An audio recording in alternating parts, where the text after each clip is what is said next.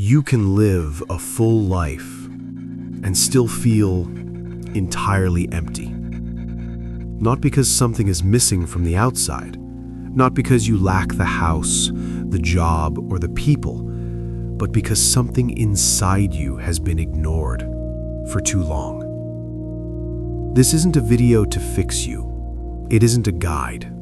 It isn't a list of steps to repair a broken machine. It is simply a place to sit with what you have been carrying, quietly, in the spaces between your responsibilities.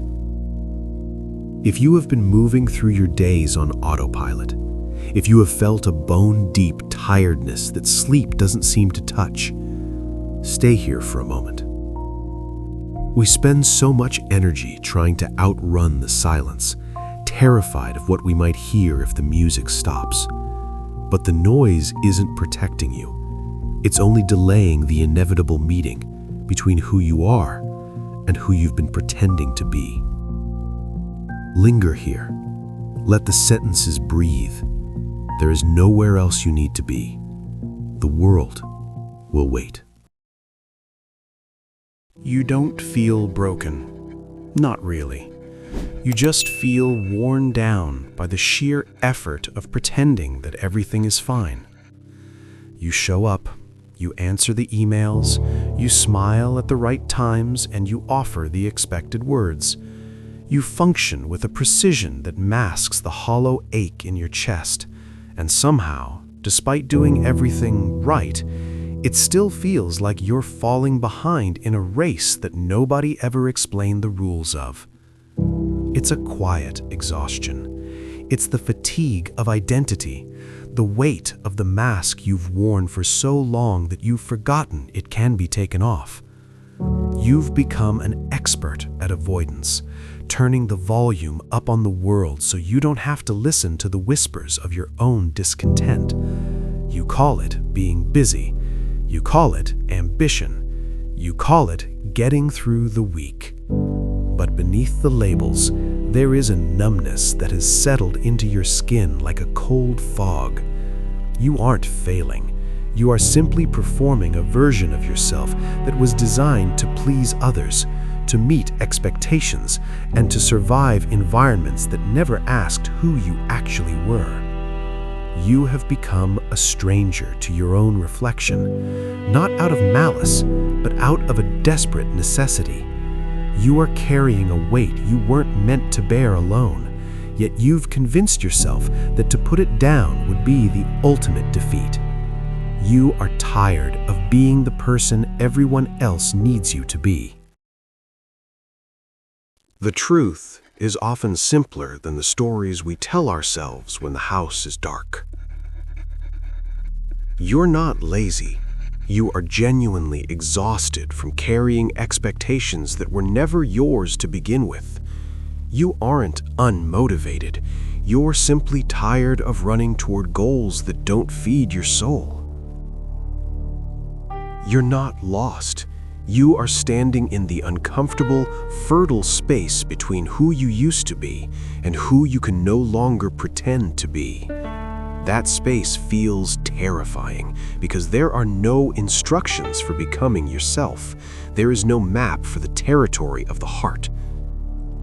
We are taught how to achieve, how to acquire, and how to adapt, but we are rarely taught how to inhabit our own skin without apology. This isn't a failure of character, it's a transition of the spirit.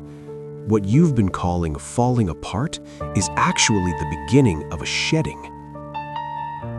The layers of should and must are starting to crack, and the discomfort you feel is the light hitting parts of you that haven't seen the sun in years. This isn't weakness, it is an overload of the soul, a signal from the deepest part of you that the current way of living is no longer sustainable. It is your body and your mind finally saying, "No more." You are not breaking down, you are breaking open. There's something you may not have noticed yet. Healing is not a linear climb toward a peak of eternal happiness.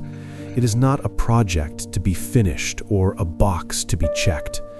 Real growth often looks like confusion from the inside. It looks like sitting in a room and finally allowing yourself to cry for the version of you that had to be so strong for so long. Here's what nobody told you. Rest is not regression. Stepping back is not the same as quitting. You do not owe your soul to the altar of productivity. The world demands your output, but your heart demands your presence. When you stop rushing the healing, when you stop trying to solve your pain like a math equation, something shifts. The pain doesn't necessarily vanish, but it becomes a teacher instead of a ghost. It tells you where your boundaries were crossed. It tells you what you truly value. It tells you that you are human and that being human is enough. Becoming yourself takes silence.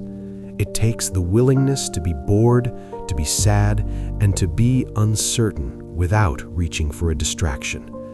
You are allowed to be a work in progress. You are allowed to be under construction, even while the world expects a finished product.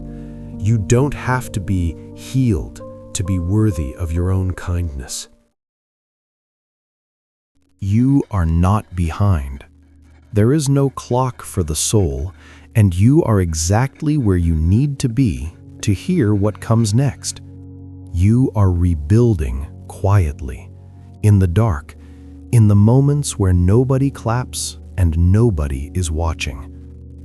It is okay to be tired. It is okay to not have the answers.